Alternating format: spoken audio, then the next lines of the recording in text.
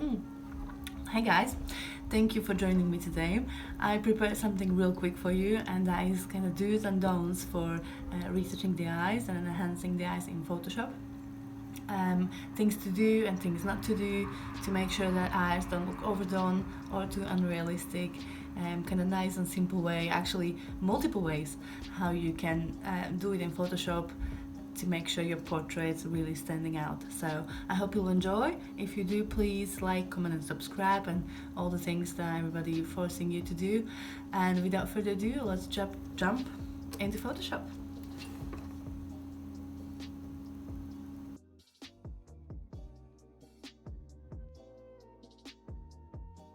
So here we are in Photoshop, and we have a picture of the eye here that we will be working on today and enhancing. First thing I want to do always is to duplicate my background layer by dragging and dropping in here or pressing Command J on your keyboard. That will do exactly the same thing. So because we are on the background copy and not on the actual background, we can afford to make adjustments to this actual layer, and we don't have to go on the empty new layer, otherwise we would need to go. So we can grab spot healing brush and go ahead and get rid of these little lines that are a little bit annoying in the eye. The smaller area you do at once, that's better, because Photoshop will have not so hard time to figuring out where to sample from. So I always go in the tiny little lines or dots for the best results. Or if you want to have a complete control over where you're sampling from, you can just create a new layer, grab a healing brush, not a spot healing brush, a healing brush tool, all constant tool, and just press Alt and sample wherever you want Photoshop to sample from, and replace the area with that sample. It really doesn't matter which way you do it, both ways will do. It's really what you want to do, what you used to do, what's better for you and what your workflow. So yeah, it works fantastically as well, but for now I'll just keep the background copy. Okay, we got rid of the lines. Eye is pretty much clear. Now we want to do is take care of the actual eye and make it a little bit more pop color wise. So let's just zoom in, and you can see there are two ways how we can do it. First way is to just open adjustment layer of hue and saturation, bring the saturation really up, and we see we have a mask here, so just invert the mask by clicking Ctrl and I on your keyboard. And now the mask is inverted, so nothing is applied, nothing is visible. We'll take a brush with a white color and we'll color on the mask, so we will make the adjustments visible for our eye. Flow about 50%, I always go about 50%, that's fine. And I will just paint the adjustment on the actual color.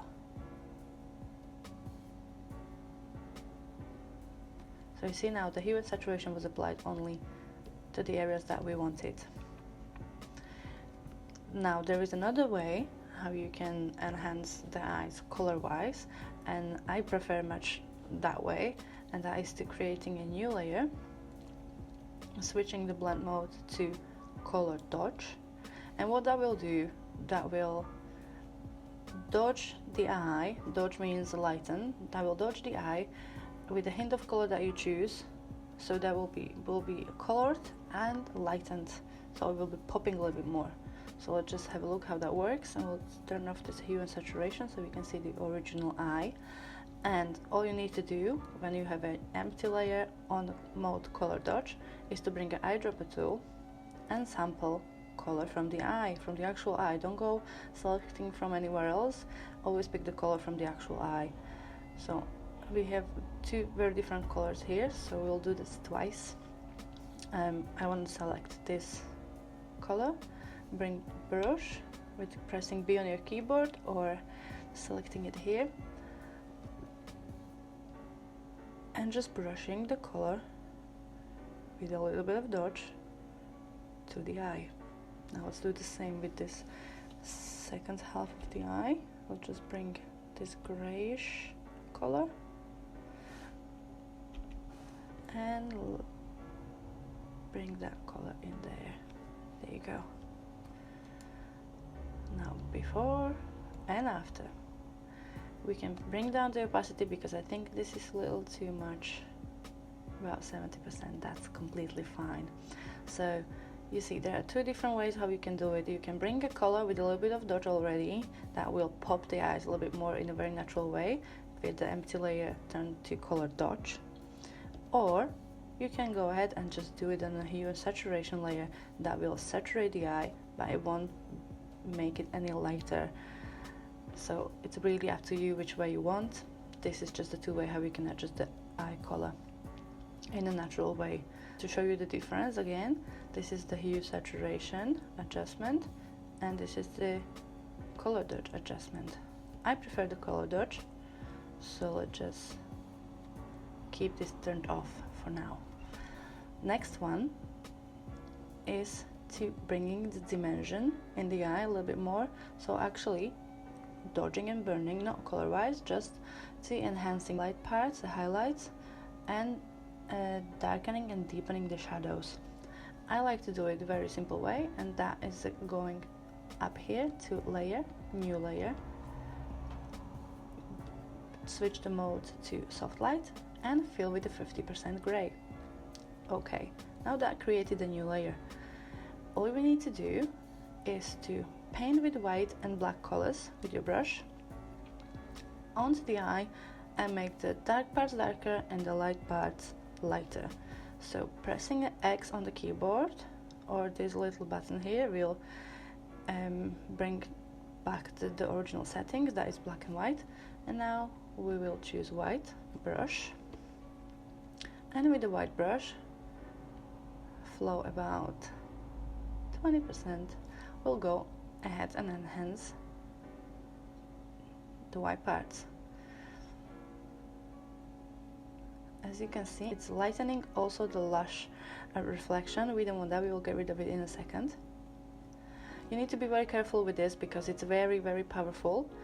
If you go full 100% on a white, see, this is not what we want to do, definitely. So keep the flow always a little bit less, to about 10%, 5% when you go on the general areas. So first I like to do is to just go over the eye in general, and then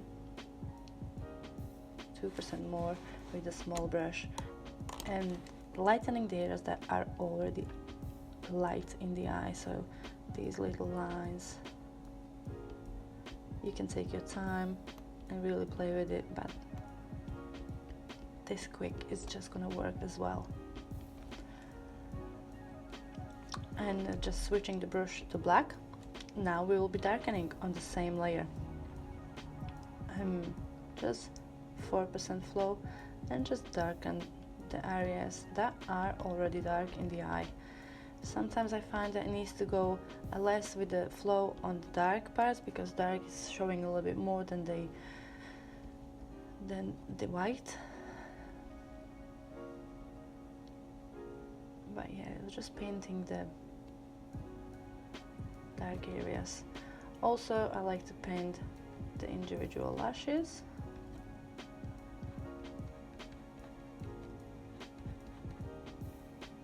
To bring them a little bit more dimension. You can go with this really, really small brush and do lash by lash, but just for the sake of this video, making it quicker, this is kind of way how you do it. And on the very end I like to go over the outer circle with the black brush as well, but with a super tiny opacity, like 1 or 2%, because as I said, it's very powerful and we don't want to overdo it. So I'll just go around it a little bit like this. Okay, let's have a look before and after. I'm quite liking it, but now this pupil is like too dark for my liking. So all we need to do if you want to lighten the effect, we can do two ways. Either bring down the opacity, the overall opacity of the effect. Sometimes that helps. But if you don't want to do it, you can just go to rubber, bring the flow somewhere low, and just rub it off from the areas that you think you did a little too much.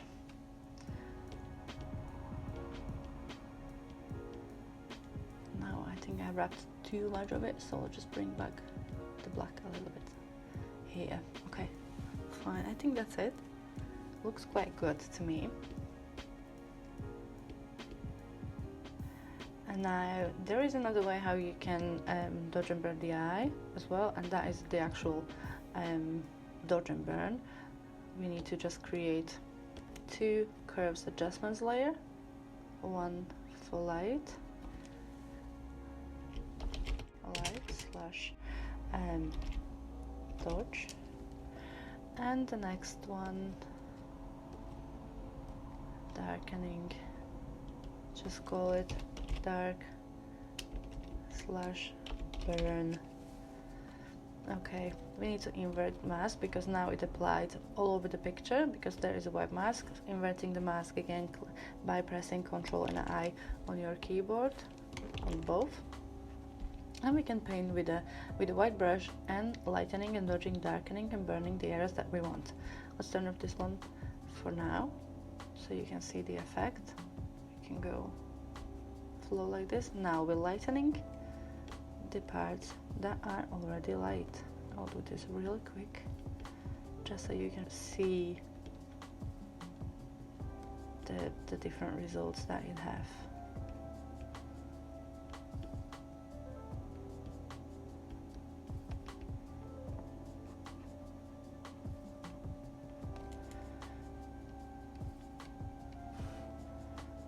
Just sloppy work, but just to quickly show you before and after. Also, you can go ahead and bring down the opacity if you think that you did it too much on both, or you can bring, if you group these two layers, you can bring down opacity on both of them. Or another thing what you can do is to adjust the actual layer, the actual curve adjustment, sorry, to make it more or less, whatever you feel like it. So it's a little bit more time consuming, as always is with dodging and burning, but you've got more room to work around and adjust it to your perfect liking. So it's again up to you what you wanna, which way you want to choose. Either do it on the gray layer filled with 50% gray with the soft light, or you want to go ahead and do the actual dodging and burning. Just to show you the difference, here is the dodging and burning effect, and here is the 50% gray layer effect. I think they got same results. This way it's a little bit quicker, so I tend to use that one because I spend so much time on the pictures that anything that will speed it up is just very helpful for me. But yeah, you can pick whichever suits you the best. I will keep on this one. So after we dodged and burn, we're gonna take care of the whites, and you can just add to the dodging and burning layers, or you can create a brand new layer for it to make a little bit more control.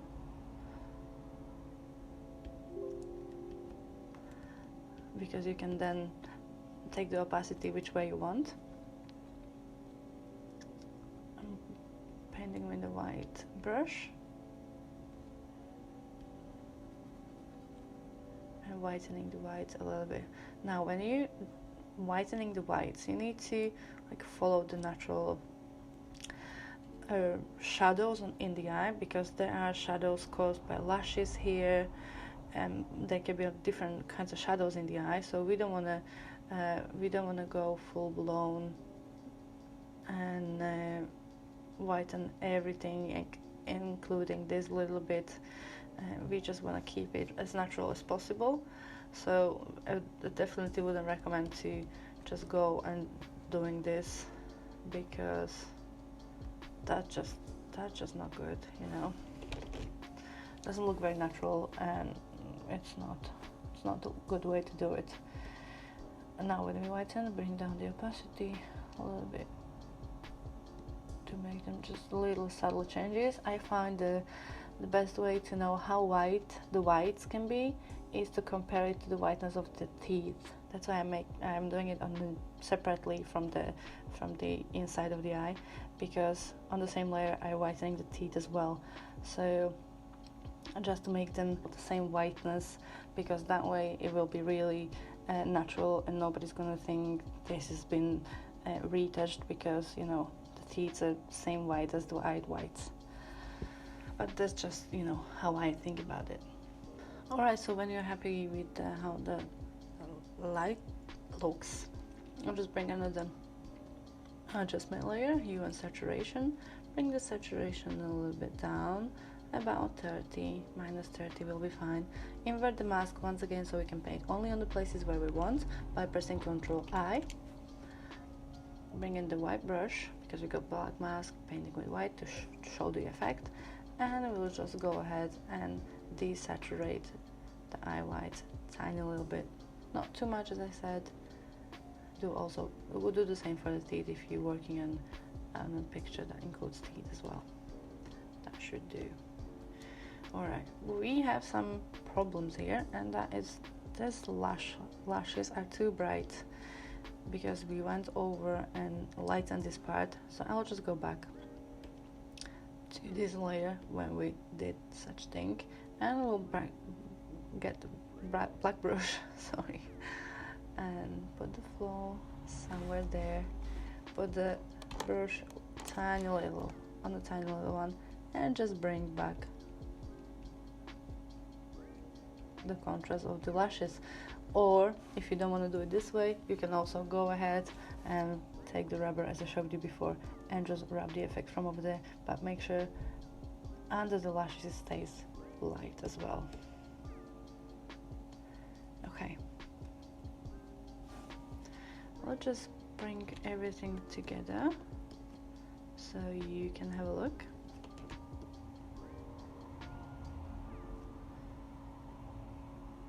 Here is before and after, before and after. I think it's looking pretty good. Last thing I want to do is to sharpen the eye. And to sharpen the eye, again, there are two ways how you can do it.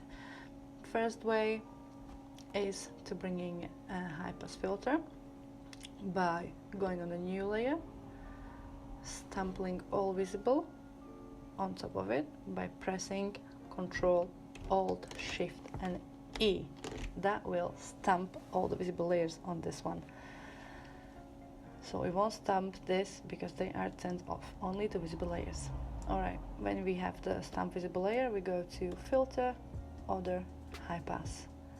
1.2 or 2 pixels, it's fine. Just hit OK and change back the blending mode to Overlay. Now we can play around with this. If you press Overlay, it's going to give you nice results. If you click on soft light blending mode, it will give you a little bit softer result. If you go on hard light, it will give you really crazy sharpness, but we don't want to do that because no picture is any sharp as that. Go back to Overlay. But now it applied to all of the picture, not only on the eye. So what we do, we create a mask by clicking this little button over here. Now we have a white mask. And today I told you how to invert the mask multiple times, but so again, click Ctrl and I. That will invert the mask, and now the filter is hidden. So with the white brush, we'll paint only on the places where we want this filter to be visible. Bring the size a little bit better. And now we can apply the high pass filter only on the places where we want, and that is the eye here. Never whiten the whites of the eye unless you want it to look creepy, but when you're sharpening, only sharpen this colorful part. I like to sharpen the lash line under the eye as well, and I also like to sharpen the individual lashes just tiny little bit. You don't have to do it, but I just like how it looks like. Okay, we can bring down the opacity if we think that's too much, or if you wanna double the opacity, you can go down on this new layer. I will make a layer copy, and now we have the effect doubled, but I don't want to do that. I'll just keep it here. So that is one way, and there is another way how we can do it as well. If we turn off this for now, so we still have our before and after, we create a new layer and bring the sharpening tool right here, and we will just sharpen the eye. It's as simple as that. For strength about 40%, it's completely fine. And let's just go and just do the very same what we did with the high pass filter, just sharpen, but without any mask or anything. We're only painting where we want the filter to be applied. So this is like a super simple, quick way to sharpen the eye, the sharpening tool. I mean, isn't it amazing? The details popping up and everything. But it's a little bit too much, so let's just bring down the opacity, of course, like we always do. And now you have it. Sharpen eye. So here's the sharpening tool effect, before and after. And here's the high pass filter effect, before and after. Now both will give you the same results. So it's only up to you which one you want to use. When I'm in a rush, I just do the sharpening tool. When I want to take my time, I do the high pass filter. But it can get a little bit messy, because if you want to increase the amount of the filter, you could convert it to the smart object, or you could just increase the opacity as you're painting it and then go down on the layer. It can get a little bit complicated, or you can just duplicate the high pass filter. It's completely up to you. If you want to choose this complicated way, you go for it, but I think for everyday use or for all the pictures that you just want to enhance the eye tiny little bit, the sharpening tool will do magic, and it's super quick and super simple. So here it is. I'll just put this in. That's our before and that's our after. I'll just zoom out so you can see that's before and that's after. It's not too overdone. I think if you think it's overdone, you still can bring the opacity down. That's the perfect way about making everything on the layers. You can go back and change any single aspect of it, whichever way suits you, whichever way you want, because that's just the beauty of it, of the Photoshop and its layers and all the adjustments and everything. So that is it. There you have it. Quick and simple way how you can enhance eyes on your portraits in Photoshop. I hope you enjoyed, and I hope it's helpful.